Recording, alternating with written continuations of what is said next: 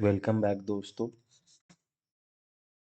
आज चलिए हम लोग इंग्लिश की प्रीवियस ईयर क्वेश्चंस की प्रैक्टिस करते हैं जो एसएससी स्टेनोग्राफर में पूछी जा चुकी है।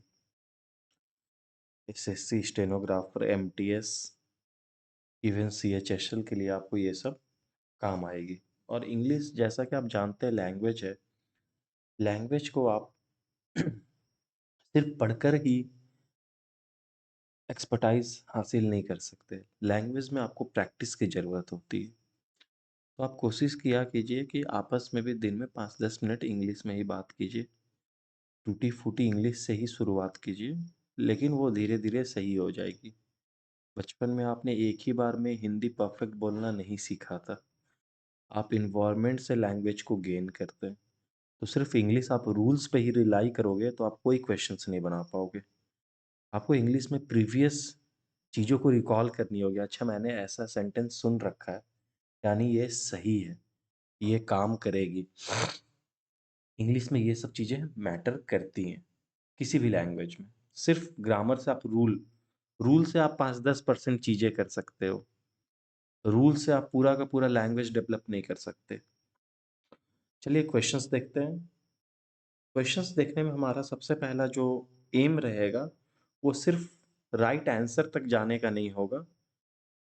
बाकी क्या चारों ऑप्शंस में क्यों उन ऑप्शंस को हमने डिस्कार्ड किया, और क्या उन चार ऑप्शंस से और कोई क्वेश्चंस तैयार हो सकते हैं उसी तरह के, उन सब चीज़ों पे हमारा ध्यान रहेगा।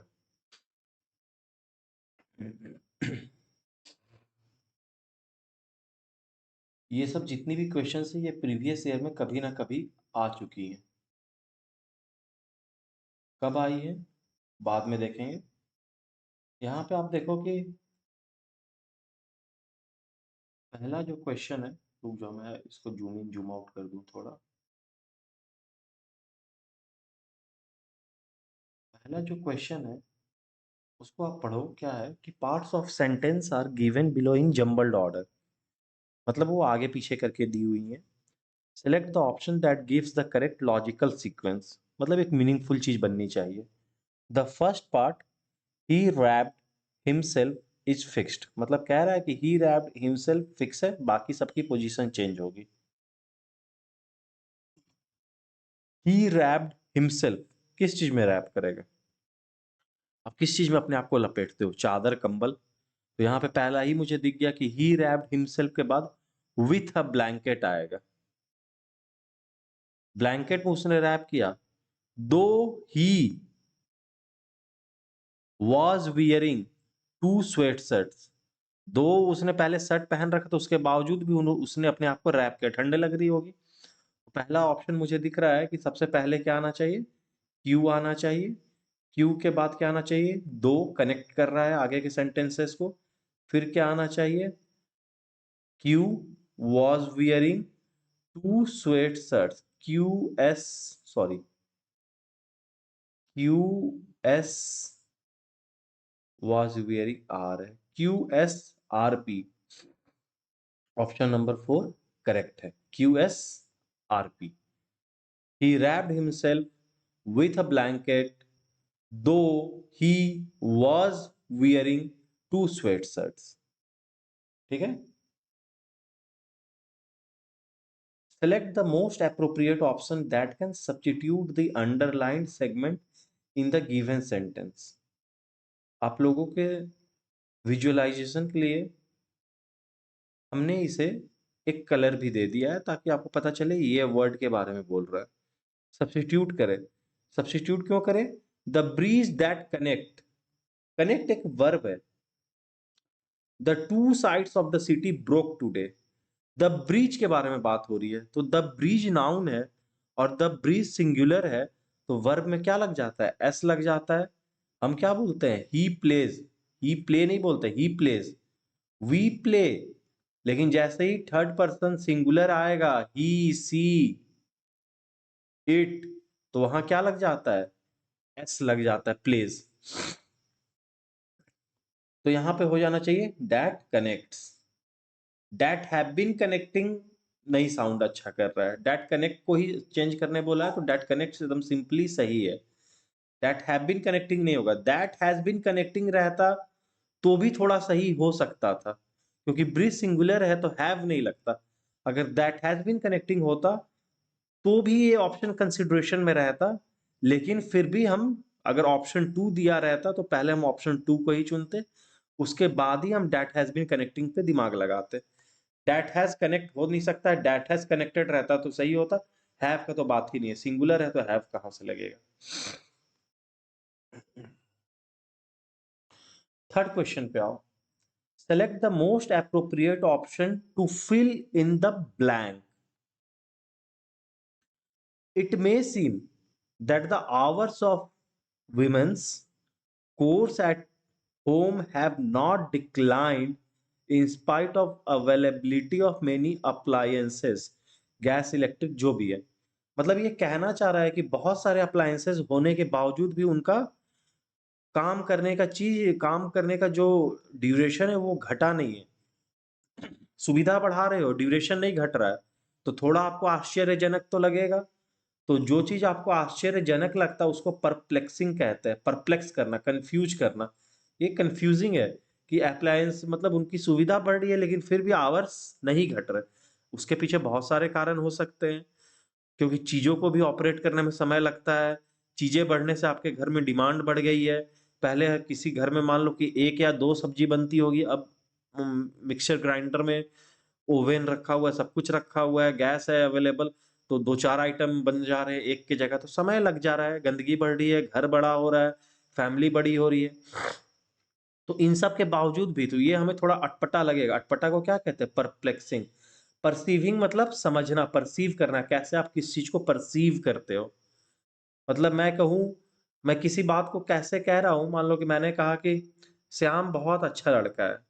अब मैंने मानो इसको अलग टोन में कहा, कोई बेवकूफ होगा तो वो समझेगा कि हाँ मैं उसे अच्छा ही बोल रहा हूँ, लेकिन दूसरा जन उसको अलग वे में परसीव करेगा कि नहीं आप इसे सटायर वे में बोल रहे हो। ठीक है। प्रॉमिसिंग मतलब हो जाना जैसा, मतलब कि हाँ सही लग रहा है। मतलब प्रॉमिसिंग मतलब आप ऐसा समझ लो, प्रॉमिस का मतलब होता है वादा, प्रॉमिसिंग मतलब लुभावना। प्रॉमिसिंग तो है नहीं। परसिस्टिंग मतलब जो चलता आ रहा है, चल रहा है, परसिस्ट कर रहा है, तो ये भी सही नहीं रहेगा, ये भी सही नहीं रहेगा, ये भी नहीं रहेगा। परप्लेक्स करना मतलब कंफ्यूज करना। आई गॉट परप्लेक्स्ड मतलब मैं कंफ्यूज हो गया। क्वेश्चन 4 में आओ, क्या है? Select the most appropriate option to substitute the underlined word segment in the given sentence. Take a lot of care in writing official letters because they leave a trail behind. A trail behind का मतलब क्या होता है? You see a trail behind of moving aeroplane. You see a trail behind of a fighter jet, of a rocket. उनके पीछे से जो धुएं का एक पूंछ छूटा रहता है, एक लाइन रहता है, उसको ट्रेल कहते हैं, मतलब छाप छोड़ते हुए जा रही है। तो ये क्या कह रहा है? Take a lot of care in writing official letter. Official letter लिखने में आप बहुत सावधानी बरतो। क्यों? क्योंकि वो that leaves a trail behind मतलब अपना छाप छोड़ते हैं। यानी छाप छोड़ रहे मतलब लॉन्ग लास्टिंग इंप्रेशन। प्लेन चला गया लेकिन उसका पाथ विजिबल रहता है। कभी आप देखो फाइटर जेट जाती है या रॉकेट की टेस्टिंग होती है, तो जब अगर आपके इलाके से ऊपर से वो जा रहा है तो बादल में एक आपको उसका लाइन नजर आएगा कि वहां से धुएं का गुब्बार है, जबकि वो चला जा चुका है, तो एक छाप छोड़ चुका है जो काफी देर तक विजिबल है। तो लॉन्ग लास्टिंग इंप्रेशन इसको कहेंगे। तो आंसर इसका लॉन्ग लास्टिंग इंप्रेशन होना चाहिए। और लॉन्गिंग डिजायर मतलब बहुत दिन का डिजायर नहीं, बहुत दिन का नहीं, बहुत बहुत मतलब समझो बहुत ज्यादा डिजायर, लॉन्गिंग डिजायर उसको कहते हैं। ये भी नहीं होगा। और टेम्पररी एक्सपोजर नहीं। टेम्पररी एक्सपोजर, एक्सपोजर मतलब जैसे सनलाइट एक्सपोजर बोलते हो ना, कि चेहरे पे सनलाइट का एक्सपोजर पड़ेगा तो चेहरा थोड़ा सा डल होगा, टैनिंग होगा, तो आप सनस्क्रीन यूज करते हो, तो वो एक्सपोजर की बात हो रही है। अ साउंड इफेक्ट मतलब अच्छा effect, a sound effect, a sound health मतलब अच्छा हेल्थ, अ साउंड रिलेशन मतलब अच्छा रिलेशन, तो ये भी नहीं होगा। होगा लास्टिंग इम्प्रेशन।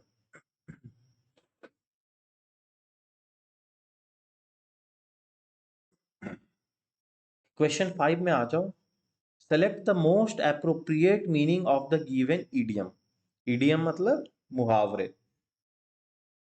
और लोकोक्तियां मतलब phrases. To have a sticky finger मतलब चिपचिपा हाथ होना, इसी में इसका मीनिंग छिपा है। स्टिकी मतलब चिपचिपा, फिंगर्स मतलब अंगुली। अगर अंगुली आपकी चिपचिपी है, कहीं मान लो नोट भी पड़ा, आप एक बार फेर दोगे तो आपकी अंगुली में चिपक जाएगा। मतलब आप, इधर देहात में कहावत है, हाथ लपकन, हाथ मार लेना। किसी भी चीज में आपका हाथ क्या है, तेज है, मतलब आप सामान चोरी करने का इरादा रखते हो, तो उसको क्या कहते हैं? To have a tendency to steal. Steal मतलब चोरी। टू बी सस्पिशियस मतलब डाउटफुल होना, ये नहीं है। टू पनिश फॉर क्राइम, ये तो पनिशमेंट की बात हो रही है, ये भी नहीं है। To remain joyful in a difficult situation, cool रहना, ये भी यहाँ बात नहीं हो रही है। तो बात किसकी हो रही है? To have a tendency to steal, मतलब आपको चोरी करने की टेंडेंसी होना। To have a sticky fingers मतलब चोरी करने की टेंडेंसी होना।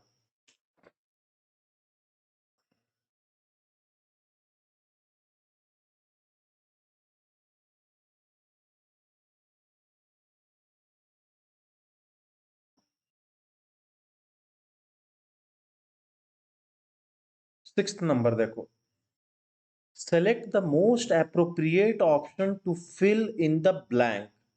The seven for accreditation were presented in a seminar organized by the university.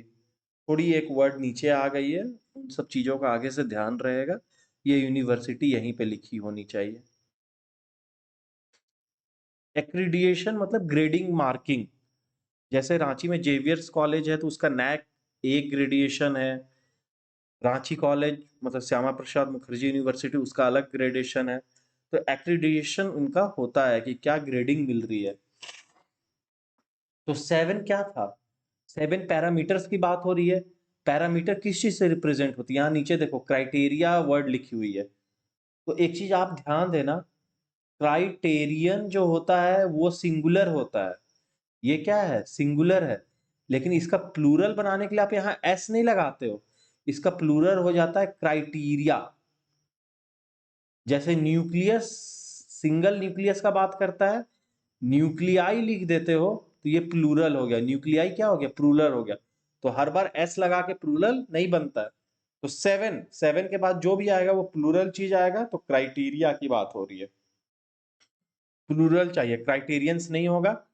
यहाँ क्राइटेरियन लिख दिया, ये भी नहीं होगा, सिंगुलर होगा। क्राइटेरियाज होता नहीं है, क्राइटेरियाज भी सही प्लूरल फॉर्म नहीं है।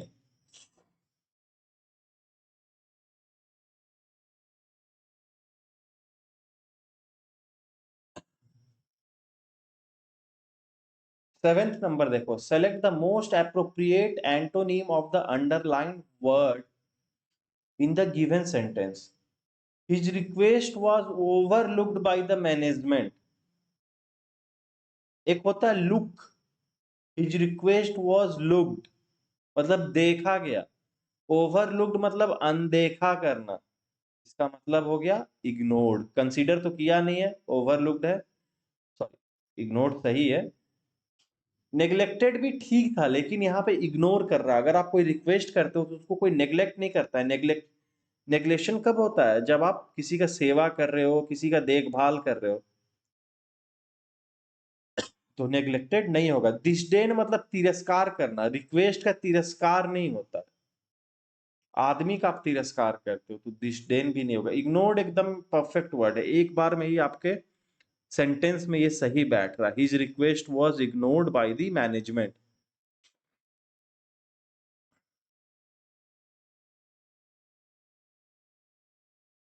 एट्थ नंबर देखो, select the most appropriate meaning of the given idiom. Call it a day मतलब इसको दिन कह दो, मतलब जितना भी समय मैंने काम किया इसी को आज दिन बोल दो, मतलब मैं थक चुका हूं, बहुत काम कर लिया। तो इसका मतलब है कि अब मैं आगे काम नहीं करूंगा। तो सही क्या होगा? To decide to stop doing something, बस अब इसको बंद करते हैं, हो गया, आज का डे एंड हो गया। बहुत सारी इडियम्स की मीनिंग उसके वर्ड्स में ही छिपी होती है। To stop worrying over something, ये भी नहीं है। टू रीच द डेस्टिनेशन, ये भी नहीं है। टू अवॉइड मीटिंग समवन, ये भी नहीं है।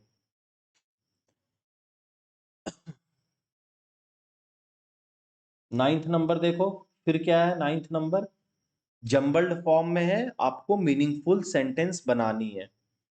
इन सब चीजों में एक काम किया करो, सबसे पहले सेंटेंसेस को बिना समझे एक बार पढ़ लो। क्यों? क्योंकि आपको बस दो इसमें एक ही कड़ी जोड़नी है कि इसके बाद क्या आएगा, पी क्यू आएगा कि आर क्यू आएगा कि ओपी आएगा कि पीओ आएगा। एक बार आपने देख लिया तो ऑप्शंस आपको लगभग क्रैक कर जाएंगे। देखो पहला क्या लिखा, arid deserts, from lush forest to, hikers encounter diverse ecosystems, trekking through the wilderness. तो मुझे दिख रहा है कि पी के बाद ओ आना चाहिए। From lush forest to Arai desserts, मतलब हरे भरे जंगल से सूखा रेगिस्तान की तरफ, अराई डेजर्ट्स वही है। तो पी के बाद ओ होना चाहिए। तो ऑप्शन देखो कितने में पी और ओ है। पी के बाद ओ, ओपी नहीं, मैंने बोला पी और ओ होना चाहिए। तो ये ऑप्शन गया। यहां पे मुझे दिख रहा है पीओ, और कहीं पीओ नहीं दिख रहा है। अब अपने आंसर को रीचेक कर लो, कभी कभी गलती हो जाती है, लेकिन अगर यहाँ दिख नहीं रहा है तो ये सही होना चाहिए। फिर भी चेक कर लो कि क्या मीनिंगफुल बन रहा है। तो सबसे पहले यहाँ क्या आ रहा है, आर क्यू पी ओ। पहले आर को पढ़ो, trekking through the wilderness, hikers encounter diverse ecosystems, from lush forest to aired desserts. मतलब वो जंगल में जो घूम रहे थे उसमें इन्होंने ये सब इनकाउंटर किया। मीनिंगफुल बन रही है, इसका मतलब आपका जो आधा दिमाग लगाया हुआ आधा गेस किया हुआ दोनों सही है। Select the most appropriate meaning of the underlined word. देखो अगर सेंटेंस में अंडरलाइंड वर्ड है तो आपको लगभग मीनिंग पता चल जाता है। क्या है, सरिका's husband had been undergoing vicissitudes in his fortune since 2002। Fortune मतलब लाइफ, किस्मत में। तो Sarika husband had been undergoing, तो देखो इतना 2002 से लेकर अभी तक तो किसी को बहुत ज्यादा फेवर नहीं कर रहा होगा किस्मत। तो यानी नेगेटिव सेंस की बात हो रही है। तो नेगेटिव सेंस का यहाँ पे वर्ड देखो, कॉम्प्लिकेशंस, एक ये है नेगेटिव सेंस। हाइबरनेशन मतलब निष्क्रिय हो जाना, सांप आप हाइबरनेशन में चले जाते हैं ठंड में, ये नहीं होगा। कॉन्सोलेशंस मतलब शांति पुरस्कार टाइप का कुछ देना कि चलो शांत हो जाओ तुम भी खुश रहो, ये भी यहाँ नहीं होगा। तो ये दो ऑप्शन चल गए। अब कॉम्पाइलेशंस और सॉरी कॉम्प्लिकेशंस नहीं है, कॉम्पाइलेशंस है, तो ये भी ऑप्शन नहीं होगा। तो बच रहा है यहाँ ट्रिब्यूलेशंस। अब देखो अगर आपको विसिसिट्यूड्स का भी मीनिंग नहीं पता है, ट्रिब्यूलेशंस का भी मीनिंग नहीं पता है, तो भी आपको दिख रहा है कि नेगेटिव सेंस का बात हो रहा है और यहाँ पे उतार चढ़ाव के ही बारे में बात हो रहा है। लाइफ में क्या होता है, किस्मत में उतार चढ़ाव आते रहती है, उलट पलट होता रहता है। तो यहाँ पे उलट पलट जैसा आपको ये तीनों वर्ड नहीं दिखा और आपको अप्रोप्रिएट मीनिंग मतलब सिनोनिम पूछ रहा है, तो इन तीनों को जब आपने ऑड वन आउट कर दिया तो बच क्या रहा है, ऑप्शन नंबर 3। और अगर आप इनके डिक्शनरी मीनिंग में जाओगे तो विशिशिट्यूड्स का मतलब होता है उलट पलट, उलट फेर होना, मतलब सही नहीं होना। और ट्रिब्यूलेशंस का भी मीनिंग वही होता है।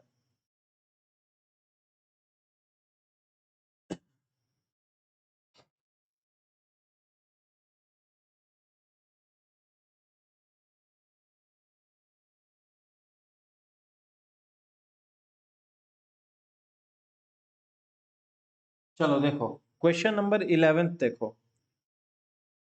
Select the option that expresses the given sentence in active voice. He must be written to by us. नहीं समझ में आ रहा है, कोई बात नहीं, छोड़ दो। मीनिंग क्या हो रहा है अभी आप छोड़ दो। चलो ऑप्शंस को आप पैसिव वॉइस में करो। We can write, we can write universal truth है, it can be written by us, ठीक है।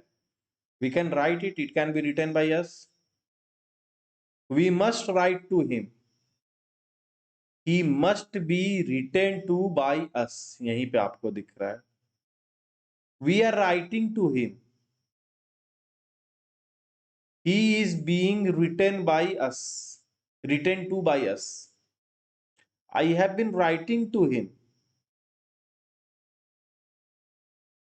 आई हैव बीन, प्रेजेंट परफेक्ट की बात हो रही है तो इसका पैसिव नहीं बनाते हैं, तो ये तो ऑप्शन ऐसे ही रूल आउट हो गया। He must write, sorry, we must write to him, जब आप इसका पैसिव बनाओगे तो क्या ही बनेगा, हिम का ही हो जाएगा, इसको आप बना दोगे सब्जेक्ट ऑब्जेक्ट से, he must be written to, written to क्यों हो रहा है, क्योंकि राइट टू को आप कर रहे हो, यहां वर्ब जो है कंप्लीट राइट टू है, तो आप यहां पे क्या कर दोगे, written to, he must be written to by, we था तो क्या हो जाएगा अस, इसलिए हो गया, ठीक है। तो इसको आप ऐसे पढ़ो, he must be written, he must be written to by us, मतलब हमारे द्वारा उसको लिखा जाना चाहिए, उसको लिखा जाए हमारे द्वारा।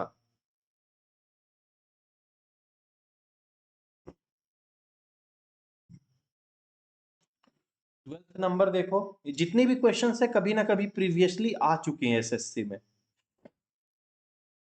Select the most appropriate synonym of the underlined word, अभी मैंने थोड़ी देर पहले बोला था कि अगर सेंटेंस से निकाल कर मीनिंग पूछ रहा है या एंटोनीम पूछ रहा है उसका उलट, तो बहुत आसान होता है, क्योंकि आप चीजों को समझ जाते हो सेंटेंस से, अगर एक दो वर्ड नहीं भी पता है तो आप एक इन्फरेंस ड्रॉ कर लेते हो कि हाँ ऐसा होना चाहिए, गेस कर सकते हो। His lecture was terse and interesting, अब देखो इंटरेस्टिंग तो आपको समझ में आ रहा है, हिज लेक्चर के बारे में बात हो रहा है, उसका लेक्चर इंटरेस्टिंग था, वॉज टर्स एंड इंटरेस्टिंग, टर्स का मीनिंग मान लो नहीं पता है, इंटरेस्टिंग तो पता चल रहा है। लेक्चर कब इंटरेस्टिंग होगा, जब मैं बहुत बड़ा रखूंगा या छोटा रखूंगा, कम समय में बताऊंगा, तो छोटा रखूंगा तभी आपको समझ में आएगा, या बहुत ज्यादा उसमें फेंकूंगा नहीं तभी आपको समझ में आए, तो छोटा का जो है यहाँ पे वही उसने टर्स रखा है, शॉर्ट लिखना था उसको इन्होंने फैसिनेटिंग वर्ड में टर्स यूज किया, तो his lecture was short and interesting. अब यहाँ पे आप देख लो कि ओवर्ट है, ब्रैगर्ट है और इनर्ट है, इनर्ट का मीनिंग बहुत लोगों ने बहुत पहले देखा होगा, जब आप 6, 7, 8, 9 में साइंस पढ़ते होगे तो वहां पे आते थे इनर्ट गैसेस, तो इनर्ट मतलब क्या था, वो गैसेस किसी से रिएक्ट नहीं करते थे, मतलब घुलते मिलते नहीं थे, निष्क्रिय रहते थे, वो क्या रहते थे, निष्क्रिय रहते थे, ठीक है। लेकिन ओवर्ट और ब्रैगर्ट का मतलब होता है, ब्रैगर्ट का मतलब बढ़ा चढ़ाकर फेंकू, फेंकना, लेक्चर में फेंकते रहोगे तो थोड़ी सही लगेगा, जो काम की चीजें हैं सही तरीके से बताओ तो लोगों को समझ में आएगी, तो इसलिए ओवर्ट और ब्रैगर्ट का लगभग सेम मीनिंग है, फेंकना, तो लेक्चर फेंकने वाला अच्छा थोड़ी लगेगा, दोस्तों की बात थोड़ी चल रही है, तो इसलिए यहाँ पे टर्स जो है शॉर्ट अच्छा लग रहा है और सही भी है।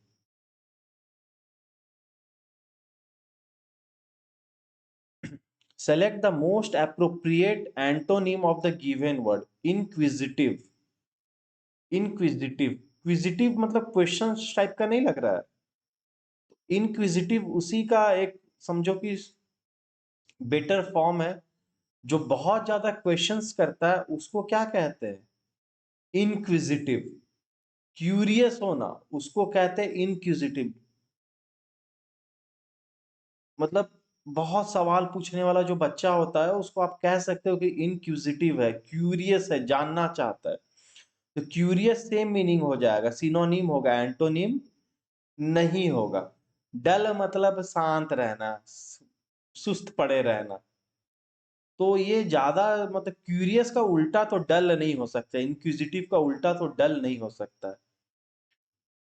अनइंटरेस्टेड मतलब जब आपको मन नहीं लग रहा है लेक्चर में तो यू आर बिट अनइंटरेस्टेड, आप कोई सवाल नहीं पूछोगे, तो ये एक हमें सही लग रहा है। और एक इंडोलेंट भी यहां लिखा हुआ है, इंडोलेंट। इंडोलेंट का मतलब भी होता है लेजी रहना, डल रहना। डोल से आप समझो, डोलना, डोल है यहाँ, इनडोल मतलब नहीं डोल सकता है, तो नहीं डोल रहा है मतलब क्या है, डल।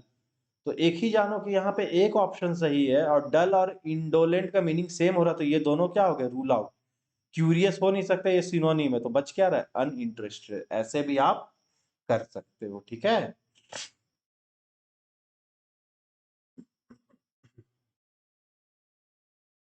14th नंबर देखो, select the option that gives the most appropriate meaning of the underlined word।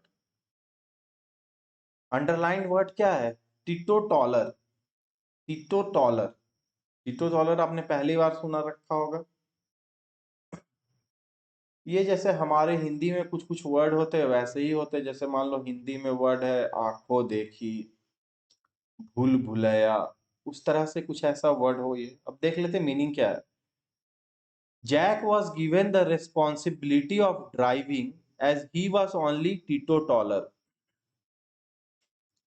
अब ऑप्शंस पढ़ो। Person who habitually drinks to the point of losing control.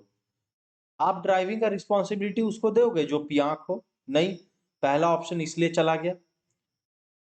दूसरा ऑप्शन है person who completely abstains from intoxicating drinks like alcohol. ये सही है कि नहीं, इसको अभी छोड़ दो।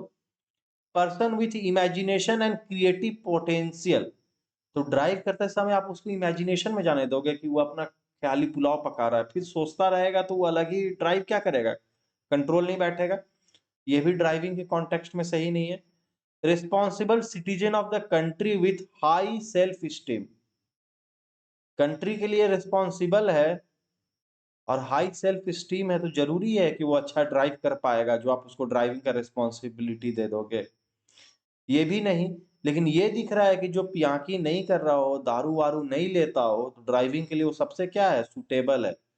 As he was the only teetotaller, मतलब जितने भी ग्रुप में जो भी लोग थे, बाकी लोग इसका मतलब पीते खाते थे, ये जो है अपने आप को पीने खाने से दूर रखता है, इसलिए इसको ड्राइविंग दी गई है। बाकी भी रिस्पॉन्सिबल है, ऐसा नहीं है कि जो दारू वारू पी रहे वो रिस्पॉन्सिबल नहीं है। लॉ अलाउ कर रही हो तो लॉ अबाइडिंग सिटीजन है, उनका एंजॉय करने का वो तरीका है। But when it comes to driving, you should not be under any influence of drug or any alcoholic drink which may hinder the capacity of brain to think। ठीक है।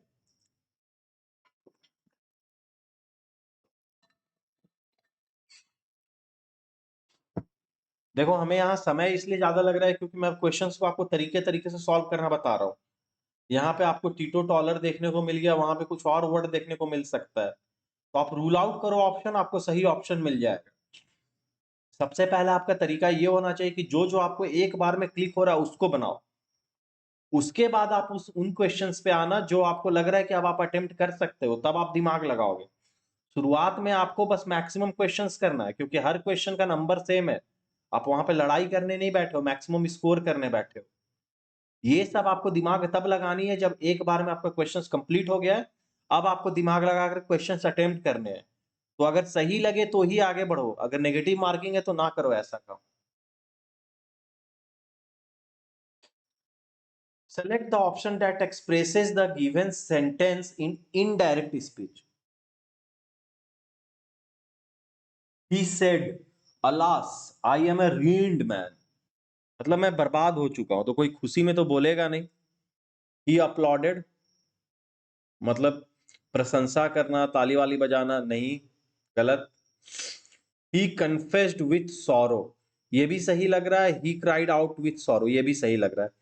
he wished, गलत है, कोई विशिंग तो यहां कर नहीं रहा है। अब यहां पे देखो, he confessed with sorrow that he was a ruined man, सही लग रहा है।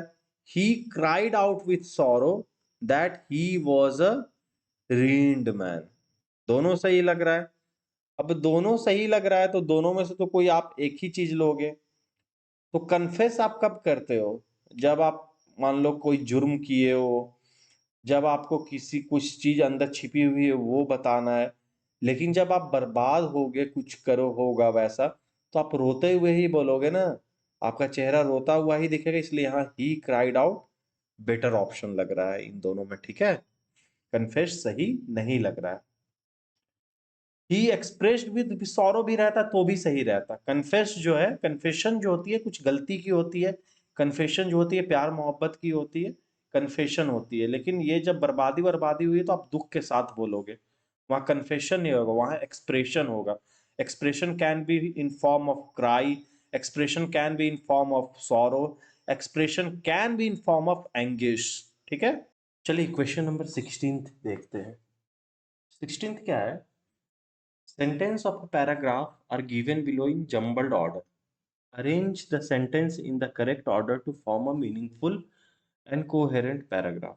मतलब मीनिंग निकलनी चाहिए। इन सब चीजों में आप सबसे पहले क्या कीजिए, एक स्पीड में आप पढ़ लीजिए। स्पीड में पढ़ते वक्त ही आपको एक दूसरे में रिलेशन अगर एक दो लाइन में दिख गई तो काम वहीं पे बन गई।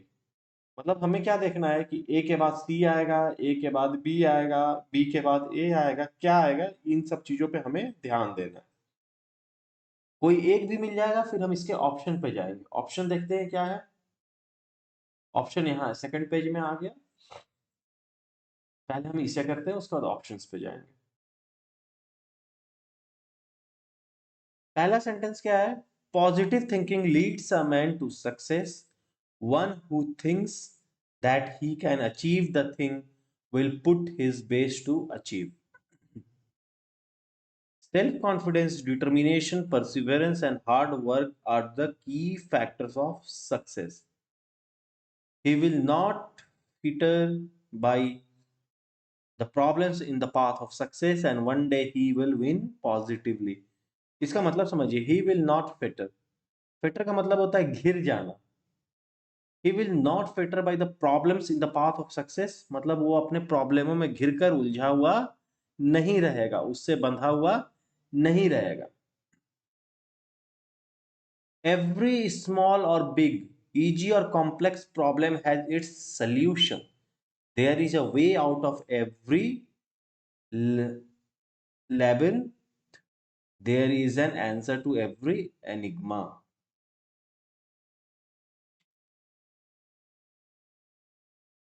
अब आप यहाँ पे देखो, एक वर्ड आपको यहाँ पे और दिख रहा है, ये है लेविंथ जो है। लेविंथ का मतलब आप समझ लो एक तरह का वो भूल भुलैया होता है, मतलब जिसमें आप उलझ के रह जाओ। And there is answer to every enigma, हर छिपी हुई चीज की जवाब आपको मिल जाएगी। अब सेंटेंस में आपको सबसे पहले ध्यान देना है इन सब में कि क्या कोई दो सेंटेंस में रिलेशन बैठ रहा है। तो जब मैं पढ़ रहा था तो मुझे उसी समय ये दिख रहा है कि positive thinking leads a man to success. Man के बारे में बात हुआ है। One who thinks that he can achieve the thing will put his best to achieve, उस व्यक्ति के बारे में हो रहा है जो सोच सकता है। फिर यहाँ पे आप सी में देखो, he will not Fetter by the problems in the path of success and one day he will win positively. तो मुझे दिख रहा है कि ए के बाद सी आना चाहिए, सी के बाद ए नहीं होगा, ए के बाद सी आना चाहिए। क्यों? क्योंकि आप यहाँ पे ध्यान दो कि ए में ही मैन दोनों के बारे में बात हो रहा है। वन एक व्यक्ति के बारे में बात हो रहा है, उसी व्यक्ति के बारे में आगे रेफर किया जा रहा है। तो पहले तो सी नहीं आएगा, ये कंफर्म है, ए पहले आएगा। अब चलो ऑप्शंस पे। ऑप्शंस पे आते हैं तो देखते हैं क्या किसी में ए के बाद सी है। चेक करते हैं। ए के बाद सी मुझे ऑप्शन 2 में दिख रहा है। और क्या हो रहा है, ए सी बी डी, और कहीं ए के बाद सी नहीं। देखो यहीं पे आंसर आपका छिपा हुआ है, यहीं पे दिख गया। बाकी सब में ए के पहले सी है, ये ऑप्शन नहीं होगा। ए के पहले सी है, नहीं होगा। ए के पहले सी है, नहीं होगा, बच यही रहा है, ए सी बी डी। अब हम लोग ये कंफर्मेशन के लिए ए सी बी डी को पढ़ के देखते हैं कि सीक्वेंस बैठ रहा है कि नहीं। ए पढ़ो। A positive thinking leads a man to success. One who thinks that he can achieve the thing will put his best to achieve. He will not fetter by the problems in the path of success, and one day he will win positively. Self confidence, determination, perseverance, and hard work are the key factors of success. Every small or big, easy or complex problem has its solution. There is a way out of every labyrinth. There is an answer to every enigma. सही है, बैठ रहा है, कोई issues नहीं। यहां बस आपको ए और सी मिल जाता है, यहीं से आपका आंसर आ जाएगा। ठीक है, यहां पे बस वही फैक्टर है कि हमें यह पता चल गया कि ए के बाद सी आएगा। एक डाउट और चल रहा था कि ए के बाद जस्ट सी आएगा या उसके पहले भी कोई सेंटेंस है, लेकिन ये फिक्स था कि ए के बाद ही सी आएगा। तो जब हमने ऑप्शंस देखा तो उसमें हमें दिख गया कि ए के बाद सी सिर्फ एक ही ऑप्शन में था, सेकंड नंबर ऑप्शन में। बाकी सब में देखो ए के पहले है सी, तो यहीं पे आंसर आपका छिपा हुआ है। फिर भी आप एक बार उसको पढ़ लो कि सही जा रहे हो कि नहीं।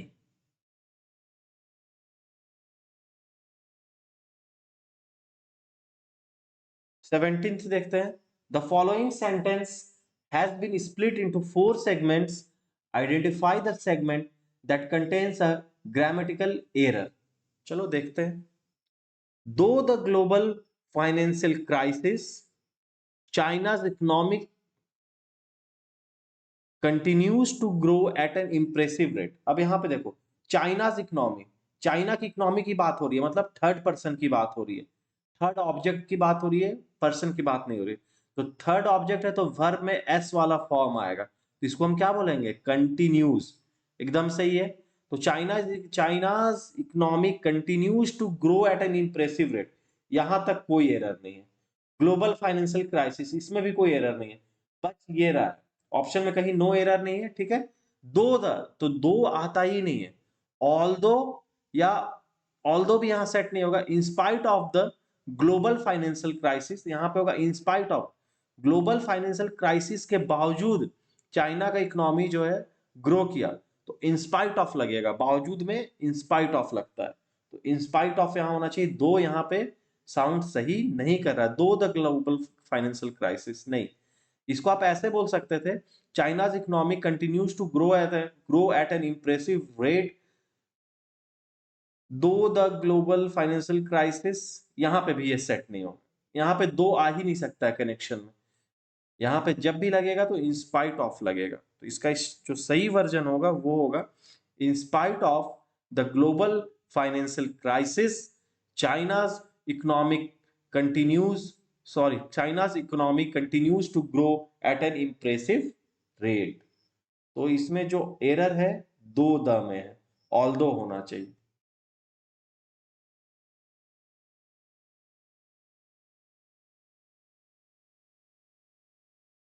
18th देखो, select the correct version of the following sentence. He would be meet us next week. अब यहां पे देखो, ये he would be meet us the next week। अब यहां पे सब चीज, एक minute, zoom in zoom out कर लेंगे।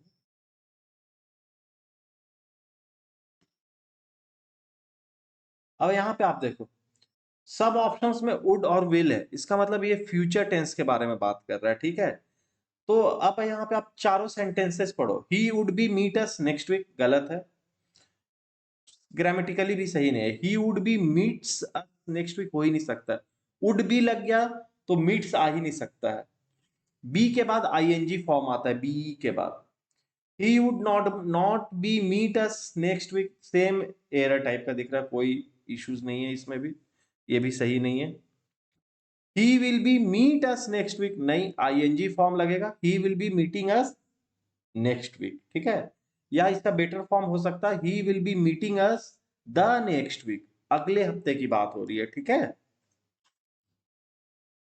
ठीक, तो यहां का सही आंसर है he will be meeting us the next week. 19th देख लेते हैं।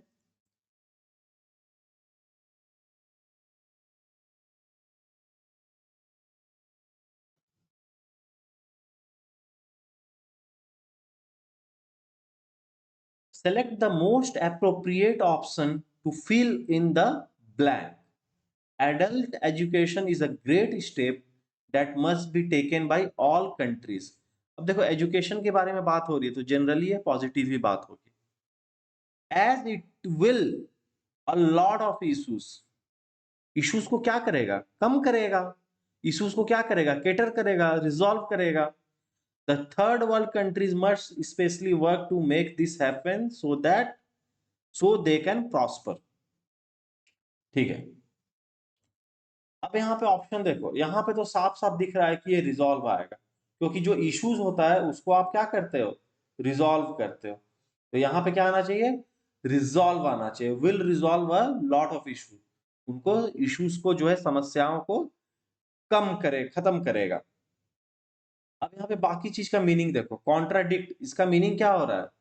कॉन्ट्राडिक्ट का मीनिंग होता है कि जो चीज आप कर रहे हो उसको कॉन्ट्राडिक्ट करना, मतलब उस पर संदेह करना, या उसको आप मतलब उसका उलट जाना। तो एजुकेशन जो है इश्यूज को जो है मतलब कॉन्ट्राडिक्ट यहाँ बैठ ही नहीं रहा है, इश्यूज के साथ कॉन्ट्राडिक्ट लगता ही नहीं है। स्टैग्नेट, रोक देना, जमाव होना, इश्यूज का जमाव करेगा, ये भी नहीं होगा। तो बच क्या रहा है, रिजॉल्व बच रहा है। एक ऑप्शन आपके पास और क्या है, परमीएट। अगर आपने पहली बार इस ऑप्शन को देखा है तो परमीएट का मीनिंग आपका क्या हो जाएगा, इसका मीनिंग हो जाता है, आपको इसका मीनिंग अगर याद करना है तो किन्हीं ने अगर इंग्लिश मीडियम से अगर जिन लोगों ने पढ़ाई किया हो तो आपको एक याद आ रहा होगा, 9th और 10th में आप पढ़ते थे सेमी परमिएबल मेम्ब्रेन, वहीं से ये परमिएट वर्ड आया, परमिएबल से ही परमिएट वर्ड आया। परमिएबल मेम्ब्रेन आपको याद आ रहा होगा, सेमी परमिएबल मेम्ब्रेन। जो अंडा वाला एक्सपेरिमेंट था कि ऊपर का सेल हटा दो तो जो सेल मेम्ब्रेन होता है वो सेमी परमिएबल मेम्ब्रेन होता है, सेलेक्टिव चीजों को अंदर जाने देता है, सल्यूट्स को रोकता है, लिक्विड का ट्रांसपोर्टेशन होने देता है। तो परमिएट मतलब होता है आर पार होने देना, लिक्विड या गैस का जिस चीज से एक्सचेंज होता है, लिक्विड या गैस जो होते हैं जब पास होते हैं तो उनको परमिएट करना कहते हैं। ठीक है, तो ये परमिएट वर्ड वहां के सेमी परमिएबल से आया है। क्वेश्चन 28 देखते हैं, एरर वाला है, पार्ट में किसी एक पार्ट में एरर है, हमें वही फाइंड आउट करना है। क्वेश्चन क्या कहता है, I am sorry to intrude by you at such a time. Such a time भी ऑप्शन मतलब वर्ड सही है, यू एट भी अपने आप में सही है, आई एम सॉरी भी सही है, लेकिन केवल इसी से आप एरर फाइंड आउट नहीं करोगे, सेगमेंट से। सेगमेंट में भी सही हो सकता है लेकिन सेगमेंट उस कॉन्टेक्स्ट में गलत हो सकता है। लेकिन जैसे ही आप पढ़ रहे थे तो मैंने आपको पहले भी बताया कि इंग्लिश को क्या है, जो लैंग्वेज होती है आप उसको पास्ट एक्सपीरियंस से ज्यादा जज करते हो। केवल उसको आप ग्रामेटिकली जो करेक्ट है या ग्रामेटिकल फॉर्मूलाज है उस पे आप उसको टेस्ट नहीं करते हो। लैंग्वेज है, ये प्योर साइंस नहीं है कि आप इसको सीधा पैरामीटर्स पे जज करोगे कि ये सही है कि गलत है। तो आपको एक पास्ट एक्सपीरियंस भी रखना होगा। तो आप लोग ऐसे भी डिक्टेशन लेते हो तो डिक्टेशन मोर और लेस ग्रामेटिकली करेक्ट ही आपको मिलती है, उसमें डिफरेंट वैरायटीज ऑफ वर्ड रहते हैं, सेंटेंसेस रहते हैं, तो आपके कान में गूंजते रहेंगे। तो I am sorry to intrude by नहीं होता है, I am sorry to interrupt you होना चाहिए। यहाँ पे क्या होना चाहिए, टू इंटरप्ट होना चाहिए, आपको टोकने के लिए, आपको टोकने के लिए। इंट्रूड का मतलब हो जाता है एक तरह से घुसपैठ, या घुसपैठ करना को इंट्रूड कहते हैं, जबरदस्ती घुस आने को क्या कहते हैं, इंट्रूड कहते हैं, बिना परमिशन का। तो you can intrude between two persons conversation, but if you are means just poking someone while he is saying something, then you interrupt him, not intrude him or intrude by। तो आपको यहाँ पे जो use करना है word वो होगा interrupt होगा, आप इंट्रूड नहीं करोगे, वहां जबरदस्ती घुस नहीं रहे हो। ठीक है, आप उसको रोक रहे हो, टोक रहे हो, तो टू इंट्रूड बाई होना चाहिए। ठीक, आज के लिए अभी इतना ही रखते हैं डिस्कशंस में, फिर आगे और डिस्कस करेंगे। हम लोगों को समय इसलिए ज्यादा लग रहा है क्योंकि हम लोग बाकी ऑप्शंस पे भी ध्यान दे रहे हैं। और वर्ड मीनिंग वाले में तो आप ये जान जाओ, एसएससी का फिक्स है कि इन्हीं 200 वर्ड्स में से मुझे पूछना है, 500 वर्ड्स में से। तो हर बार या तो वो गलत ऑप्शन में वो वर्ड आपको दिखेगा, या तो वो राइट आंसर में दिखेगा, या तो वो क्वेश्चन के फॉर्म में दिखेगा। तो एक क्वेश्चन जो है वर्ड मीनिंग का, वो 5-6 क्वेश्चन का रास्ता खोला रहता है, वो आपको घूम फिर कर दिखता ही रहेगा। तो इसलिए वर्ड मीनिंग वाले को आप सीरियसली लो, एक दो बार रिवाइज भी कर लो। और जैसा कि मैंने कहा कि दिन में 5-10 मिनट ज़रूर अपने दोस्तों से इंग्लिश में ही बात करो, गलत ही बात करो लेकिन करो। स्टार्ट करोगे तभी जाके आप फ्लुएंसी लाओगे। और जब आप बात करो तो इस बात का आप ध्यान देना कि आप इंग्लिश में ही सोच रहे हो। आप अपने लोकल मदर टंग में मत सोचने लगना, नहीं तो सोचोगे फिर ट्रांसलेट करोगे, बोलोगे तो आपको इश्यूज़ होगी। और ये इश्यू तब बढ़ जाएगी जब आप कोई अच्छे पोस्ट के लिए इंटरव्यू देने जा रहे हो। इंटरव्यू में एक ही बैग आपसे इंग्लिश में कोई क्वेश्चन पूछेगा, आपको बहुत अच्छी इंग्लिश आती भी रहेगी, फिर भी आप जवाब नहीं दे पाओगे क्योंकि आप सोच रहे होगे हिंदी में। फिर आप जवाब फिर इंग्लिश में ट्रांसलेट करोगे जो कि पॉसिबल नहीं है। So try thinking in English while you are speaking English. The basic concept of speaking any language is that you have to think in that language only. If you are thinking in some other language and translating it, then you are doing the work of translator and you will be busy translating the things, not putting forward your ideas. The thing is that you should be able to express yourself clearly, precisely, and to the point. There should not be choice of unnecessary words. For that, you will have to bring English into your daily spoken part.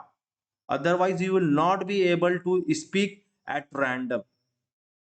So try speaking to your friends in English for about 10 to 15 minutes in a day. And for that period of time, forget about everything. Just think that you can only speak English. Start thinking in English, analyze the situation in the English language itself. And if your thought process comes or goes in the form of English, you will be clearly able to express yourself. Got it? आज के लिए इतना ही रखते हैं। आप लोग English में बात करने की कोशिश करो आपस में ताकि आप इंटरव्यू के लिए भी रेडी हो। ठीक है? चलो आज के लिए इतना ही रखते हैं, फिर मिलते हैं।